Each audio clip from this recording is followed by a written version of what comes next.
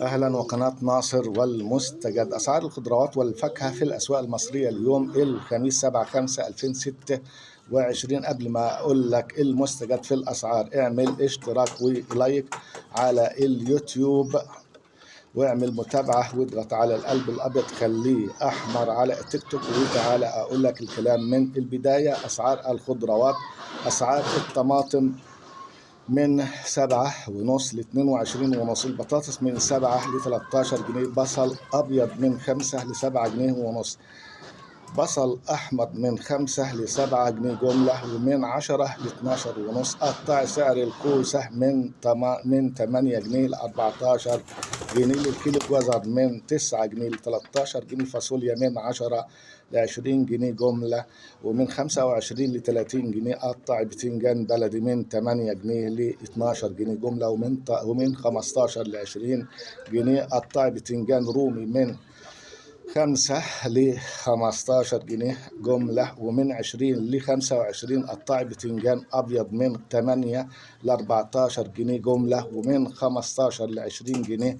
قطع فلفل رومي بلدي من 14 ل17 جنيه جملة، ومن 15 ل20 جنيه. قطع فلفل رومي صوب من 16 ل20 جنيه جملة، ومن 20 ل25. قطع فلفل بلدي حامي من 9 ل13 جنيه جملة، ومن 15 ل20 جنيه. قطع فلفل رومي صوب من 7 ل13 جملة، ومن 15 ل20 جنيه. قطع فلفل ألوان من 13 ل50 جنيه.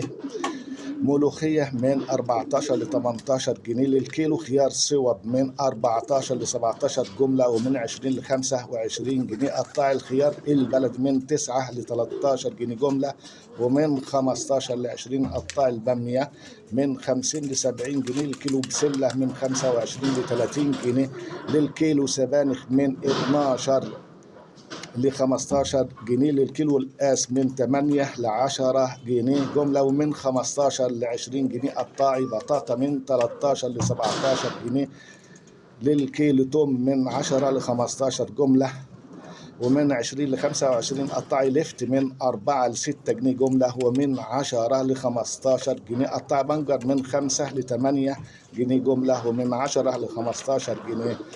قطاعي فول أخضر 15 جملة، ومن 20 ل25. قطاعي ورق العنب من 25 ل50 جنيه. قطاعي أسعار الفاكهة: الكنتالوب من 8 جنيه ل16 جنيه جملة، ومن 20 ل25. قطاع البرتقال الصيفي الشاموتي من 10 ل14 جنيه جملة، ومن 25 قطاعي للكيلو. الموز البلد 30 جنيه للكيلو.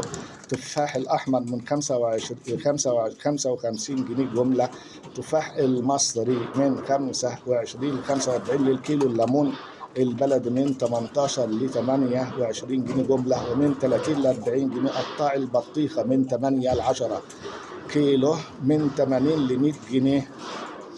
اعمل اشتراك ولايك على اليوتيوب ومتابعة على التيك توك، واشكركم ومع السلامة.